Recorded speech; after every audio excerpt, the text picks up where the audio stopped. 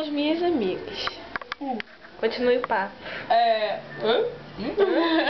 Tá bobagem? Já vou estar agora, né? Vai, cara, roda. Pô, é meio assim, não do nada. O negócio que some. Eu tenho que pedir licença. Agora Depois eu trabalho no Gato.net. O que acontece com a pessoa? O Gato.net coloca nesse peso. 1, 2, 3 e... 1, 2, 3 e... É pequenininho.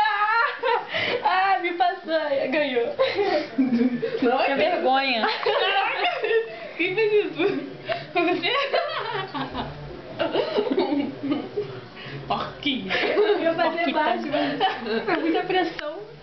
Caí se escondendo na câmera. Poxa, eu tenho vergonha. Carinha tá chorando. Olha o tamanho do cabelo da garota. Filma de baixo. Ainda não acabou. Ainda não acabou. Olha lá onde isso vai terminar. Olha onde tá o cabelo dela. Coloca aqui. Pronto. Alguém quer comprar o cabelo da Karine? Vendo por R$1.000, não aceito menos. Nem parcela. Nem parcela. Nem Nada de parcela. 10 vezes sem juros. À vista. É vista em dinheiro. Tá saindo. Não vou. Ai, falso. Já acabou já o gás.